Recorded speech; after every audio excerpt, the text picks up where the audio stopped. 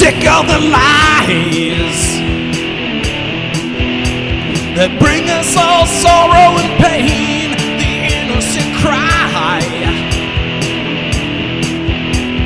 while we all suffer in vain, another false flag to justify an unjust war. It needs a little bit more work, and that's why we've asked you to come. Let's talk about what you enjoyed about the film, what kind of work needs to be done, and what do you think is, how can this film be used to raise awareness in Canada, in America, and around the world? So we have another microphone. It's right here. Would you come up and make your comments? Here's the first one here. Come on up, Barbara. Stand up, step forward approximately 12 more feet, and speak your mind. Okay, so my comment is, it was wonderful. It needs a lot of work. And what would make it so much easier for all of us, Richard, to give you the feedback you need is to have, please, a transcript posted of the 1.2 version on your website. That's my main comment. Thank you. We'll do exactly that. We'll post a transcript so that you can use it to make your comments. When you come to a movie like this, the end bit, the psychology bit, that's the most valuable bit for me. I've got friends that... I also thought that it was essential because some of this information has been presented to a whole lot of people, and yet it doesn't get through. That's not true when people come to a presentation where we have a half an hour to present the evidence. Then they kind of have to get it. I feel that they often, at the end of our presentations, we have question and answer session. Most of it is not about the technical evidence. People have some questions about thermite or whatever, but 75% of the questions have to do with nobody will listen to me. They think I'm just a conspiracy theorist. All of the questions that you heard the psychologist talking about. That's why we put it in there. And so I hope it turns out to be very helpful for you, as the gentleman expressed. Yes? One thing is, I think, as one gentleman said earlier, you really are preaching to the converted. And a lot of us will sit through 2 hours like we just did, but I think for people that you're trying to get to for the first time, I think you really have to tighten it down. I thought it was excellent. There was fantastic information, but you've got to tighten it down. Next question. At U of T, some of my students are here today. And when these people are talking at the end, yeah, I think it's a good idea to have them more forward, because we're talking about mind control through mass trauma. Until you get to mass mind control through mass trauma, and that's what this was. You could tell by the camera work that it was made for a propaganda film. And it You're talking about on the day of 9/11. That's right. And Not I this said, film. No, the actual film on the day, and I know how they got the film and how the two filmmakers were brought from France to be at the exact perfect spot to look through those buildings. That's something that most people leave out. And the psychologist was quite right. It's part of a mass trauma, and it is mind controlling.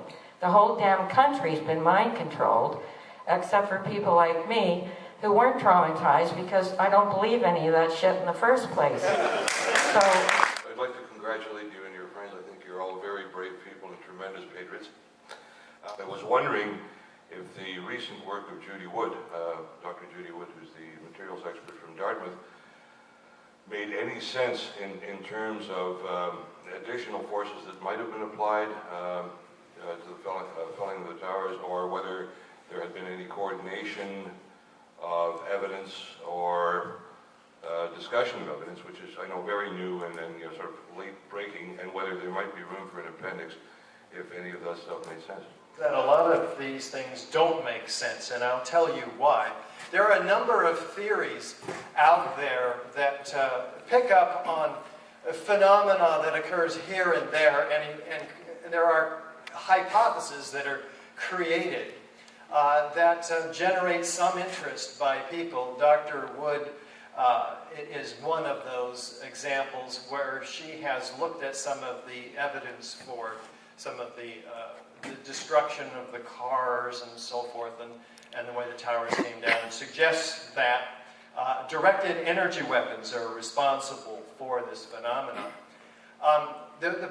One of the many problems with this particular theory is that it denies, and she denies in her book quite directly, the evidence of molten metal, these extreme temperatures, the evidence of the spheres in all of the World Trade Center dust, which are cataloged by the USGS.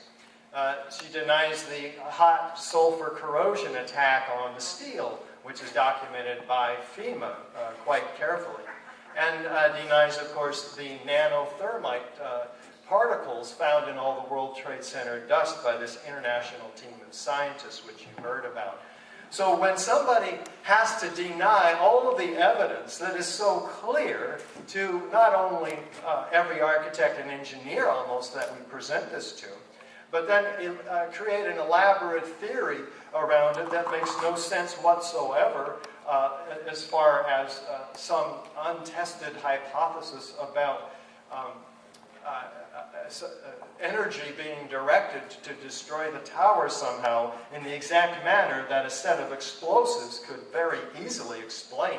Hurling 9-ton perimeter wall units, for instance, at 70 miles an hour laterally, landing 600 feet away, pulverizing 90,000 tons of concrete, taking a free fall acceleration. The columns have to be removed sequentially in order, synchronistically timed, in order to account for this. So explosives can account for all of this phenomenon. And in our mind, directed energy weapons isn't even a technology we know much about at all, so that hypothesis can't even be tested. So we're looking at the science. We're using the scientific method. And these other theories don't seem to do that very well at all. I was also wondering about what was left out of the movie. Like, I think what's missing is the plan of action. The next step would be to put it into the courts, and a person, like, they called for a new investigation, but I'm wondering what the average person, after they watch the movie and go home, what can they do to see justice be served? Excellent point. We get into this quite clearly in all of our presentations. We've done 200 now all around the world in 23 foreign countries, groups of 100 to 700 we speak to. And that is the other thing that comes up during the Q&A. What can we do about this? And there's a number of things that can be done, and I really appreciate the point because they're not addressed in the film, and I'm not sure how we might tackle that, but I agree it's essential. But to answer the question for you, who might be wondering personally the same thing, we certainly want you to get informed. And one way to do that is to go categorically through this evidence by looking at our DVD, 9/11 Blueprint for Truth. Go to your MP here in Canada. Go to the media. Write letters to the editor. Talk to everybody you know. Email your entire list, sending them the URL for this movie, 9/11 Speak Out, 9/11expertsspeakout.org. So that's a start there. 9/11 happened that particular day. There was something that happened for me that was a nail in the coffin, that it was an inside job. Now I know you stayed away from that and you stayed with the scientific and technical things. But I was wondering if you could find the footage of the pilots training to protect the Pentagon. Let me address that. We do not go past the destruction of the 3 World Trade Center towers because the evidence is so clear in the World Trade Center towers and in the Pentagon. There's a host of conflicting evidence, misinformation, disinformation, argument within the 9/11 Truth Movement. So I'm going to ask for the next question and see if that'll satisfy you for now. Was the suggestion that we should call for another investigation, another inquiry? You've basically already done that. I see a logical problem in asking the same people that caused the problem to provide the solution. That's I think fair. essentially- A few very important requirements for an investigation. We don't know that we can trust Congress to do that. We got the Warren Commission from Congress. Okay, we have some problems here. We want a real investigation, an investigation that uses testimony taken under oath, an investigation that offers immunity to bring forth witnesses, an investigation that, through the scientific method, analyzes all of the evidence that was left out by NIST, which you've seen examples of here. That's the prescriptive criteria for a real investigation. Who's going to do it? This is not our area of expertise, but we'll certainly hold to these standards in order to get a real investigation.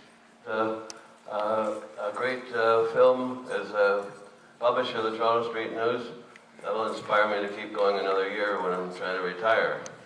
A suggestion would be to print some of the names of the people who are flag catching, like you have the NIST guy up there. There's other people who said, you know, they couldn't scramble jets because they didn't have enough gas. You could do a list of, call out some of these people instead of just covering them with this kind of blanket rubric of, oh, they're out there. There's actual real people who are blocking investigation and are being told to do so by the people who are guilty. So you'd like to see us name names? I'd like to see some names just named there in the background, and you can scroll them around. Some people suggest that naming names, which we don't have names to name, or we might consider it, but naming those names takes us out of the objective empirical area, puts us into the area which we can we're more vulnerable to being labeled as conspiracy theorists. We want to avoid that. So we've been staying with the technical, and I appreciate the need, though, for that, and I hope somebody, a set of researchers, investigators, will do just that. I would like to see one thing addressed, and that is, what is your response to people who say, it just doesn't matter. It doesn't matter. I've had people say that to me. Yes. You know, it just doesn't matter. It doesn't matter. I think the psychology section is very important to address our friends who, like that, say either it doesn't matter. There's been too much time. I couldn't do anything anyway. Nobody cares. Whatever. This is a very important issue with 9/11 truth that we all face. And I'm not going to have time to address it adequately tonight. But if you have any more questions, I invite you to come up. I'll stay until we get kicked out of here, but we're going to have to shut down for tonight so they can get ready. Thank you all so much.